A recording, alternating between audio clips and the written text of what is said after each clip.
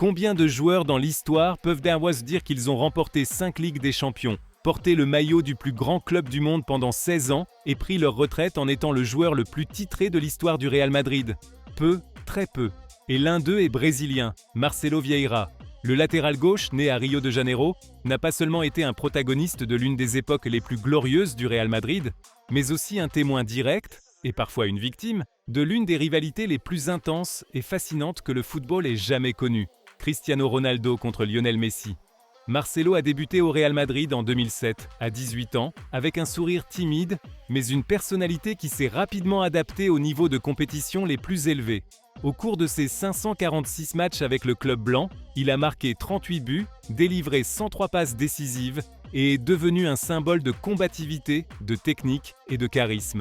Il a remporté 25 titres, devenant le capitaine qui a soulevé la 14e Ligue des Champions à Paris. Après son passage à l'Olympiakos et un retour triomphal à Fluminense, où il a été couronné champion de la Libertadores 2023, Marcelo a raccroché les crampons en février 2025, à l'âge de 36 ans. Mais lors de ses adieux au terrain, il n'a pas cessé de raconter des histoires. Lors d'une apparition récente dans le populaire podcast brésilien TH7 Corte, Marcelo a brisé le silence sur une vérité que peu osent dire avec autant de naturel. Qu'est-ce que cela faisait de vivre de près la guerre silencieuse et explosive entre deux titans, CR7 et TH7, et il a tout raconté avec un mélange d'étonnement, d'humour et d'une honnêteté brutale. Qu'est-ce que cela faisait de vivre avec Cristiano Ronaldo à l'entraînement? Qu'est-ce que ça fait de voir ton coéquipier marquer 60 buts en une seule saison? Marcelo n'hésite pas, c'était inexplicable. Dans sa conversation avec TH7 Cortes, l'ancien latéral détaille ce que cela signifiait d'être à côté d'une machine obsédée par le fait de se surpasser chaque jour. Mec, parfois Messi en marquait 2 et Cristiano en mettait 3. Puis Messi en mettait 3 et Cristiano 4. CR7 en marquait 4 et lui 5. Et genre, c'était normal. Marcelo se souvient, en riant encore de l'anecdote, pour lui, ce qui était impressionnant, ce n'était pas seulement le nombre absurde de buts, mais la régularité avec laquelle Ronaldo battait des records. Le gars est arrivé dans la ligue et le meilleur buteur était Raoul avec 24. Et ce type m'en claque 60 dans une saison. Ça n'existe pas. Au-delà des chiffres, Marcelo a été témoin d'une obsession vivante. Chaque année, Cristiano battait un record. Chaque année, il se surpassait, dit-il. Avec un regard mêlé de respect et d'étonnement, il avoue, il avait une fin de but que peu possède, et ce n'était pas pour faire des dribbles pour frimer, c'était pour résoudre les actions. Cette cohabitation a transformé le Brésilien. Il révèle qu'il voyait de près à quel point Cristiano était compétitif, professionnel et méthodique. Il s'entraînait comme si chaque jour était une finale de Ligue des Champions, et ça nous contaminait tous, explique-t-il. Mais même avec cette admiration, Marcelo savait que de l'autre côté du terrain se trouvait un autre phénomène, encore plus énigmatique. Et qu'est-ce que ça faisait de marquer Lionel Messi? Marcelo prend une profonde inspiration et lâche une phrase qui dit tout, que Dieu m'en préserve. Tout au long de sa carrière au Real Madrid, il a affronté la star argentine des dizaines de fois lors des Clásicos contre Barcelone, mais selon lui, ce n'était jamais une expérience normale. Le gars était super silencieux tout le match. Tu essayais de le tacler et là tu le piquais. Il commençait à dribbler, raconte Marcelo avec un mélange de respect et de désespoir dans la voix. Contrairement à beaucoup de stars qui font des gestes techniques pour impressionner, Messi était différent. Il ne faisait pas d'élastique, pas de show. Il effleurait juste le ballon et voilà, dribble simple, mais il passait toujours. Marcelo pense que le secret de Messi était dans sa tête.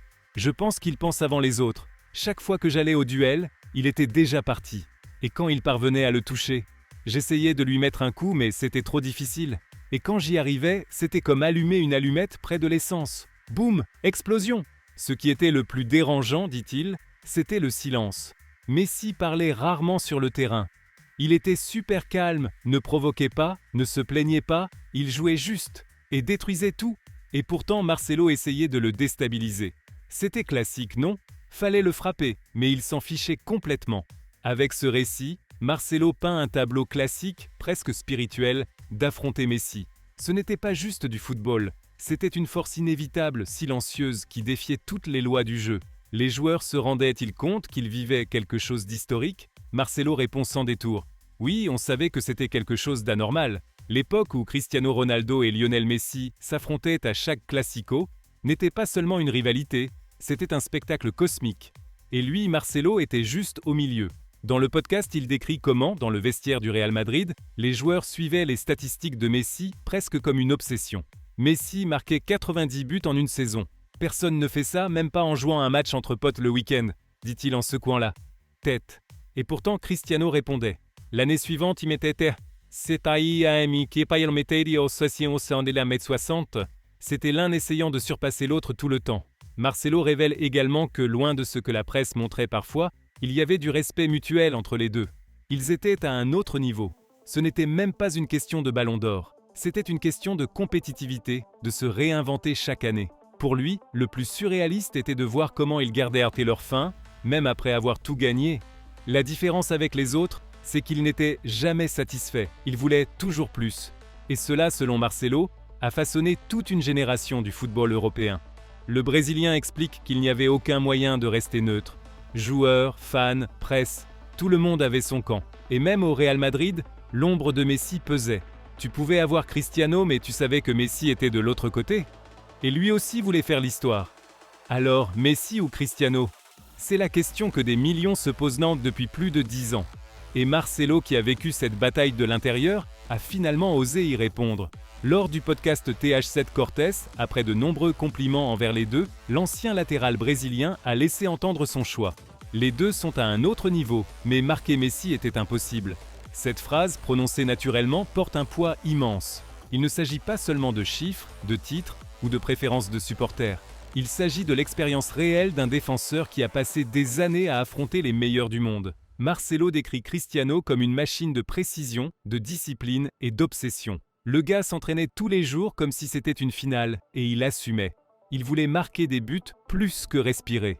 Mais quand il parle de Messi, le ton change. Il y a plus que du respect. Il y a une admiration silencieuse, presque mystique. Il ne dribble pas pour humilier, il dribble pour résoudre. Il est efficace, c'est un génie. La différence, selon lui, réside dans la nature de leur talent. Cristiano a construit sa grandeur avec un travail acharné. Messi semble être né avec. Et cela, pour Marcelo, rend l'Argentin plus difficile à déchiffrer. Messi pense en avance. Tu vas au tacle et il est déjà parti. Et il ne fait pas de gestes techniques inutiles, juste ce qu'il faut. Et il le fait paraître facile. Au final, Marcelo évite un choix direct. Mais les sous-entendus disent tout. Pour quelqu'un qui était sur le terrain, marquant Messi pas à pas et voyant Cristiano dans la même équipe, le génie silencieux de l'Argentin semble avoir laissé une marque plus profonde. Qu'est-ce qui traverse l'esprit d'un joueur quand il sait qu'il va affronter Lionel Messi dans un classico? Marcelo répond avec une sincérité désarmante. Tu entres dans le vestiaire en pensant déjà « on est foutu ». La tension commençait avant même de mettre le pied sur le terrain. L'ambiance était à la guerre, tactique, physique et mentale.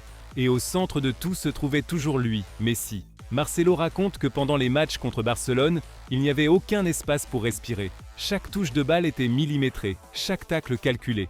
Mais avec Messi, rien n'était prévisible. Il ne parlait pas, il jouait juste. Et quand il décidait de jouer, laisse tomber. Le latéral se souvient que parfois Messi passait 20 minutes à disparaître, marchant. Et soudain, avec une seule balle, il changeait tout le match. C'était comme s'il écoutait une autre fréquence. Au milieu de la rivalité intense, il y avait aussi des provocations, des coups et des regards croisés. Il y avait des matchs où je le frappais et il ne me regardait même pas. D'autres où il me faisait un petit sourire. Là je me disais, ça y est, j'ai réveillé le démon. Et c'était exactement ça. Un Messi réveillé était presque imparable. Marcelo souligne aussi comment des joueurs comme Casemiro et Sergio Ramos savaient faire faute intelligemment, tandis que lui admet « je faisais des fautes mal faites à cause de l'anxiété ». Eux connaissaient le moment exact. Dans l'une de ces histoires, il se souvient d'un match contre Liverpool où Casemiro a tout réglé avec un tacle chirurgical. Zidane a juste hoché la tête. Il savait qu'il l'avait fait parfaitement. Mais avec Messi, aucun tacle n'était suffisant. Et cela, dans l'âme d'un défenseur, crée un type unique de frustration, celui de ne pas avoir de contrôle même en donnant tout. Qui peut dire qu'il a vécu de près l'ère la plus glorieuse du football moderne? Qui peut affirmer qu'il a marqué Messi en face à face et vu Cristiano se réinventer chaque année depuis le vestiaire? Marcelo le peut. Et maintenant, retiré à 36 ans, avec 25 titres dans son sac et des histoires qui ressemblent à des légendes, il peut tout raconter avec la légèreté de quelqu'un qui n'a plus rien à prouver. En parlant de Messi et Cristiano, Marcelo n'entre pas dans le jeu des comparaisons vides. Il offre du contexte, de la mémoire vivante, de la sueur et des marques sur la peau. J'ai vu ce que c'était de jouer contre un génie silencieux, et j'ai vécu avec un autre qui était une obsession pure. Les deux ont façonné ma carrière, résume-t-il. Cette phrase, à elle seule, explique tout. Il n'a pas été qu'un spectateur, il a été une partie de l'histoire. Messi, pour Marcelo, représente l'impossible habillé de simplicité. Cristiano, l'improbable transformé en routine grâce à la sueur et à la mentalité.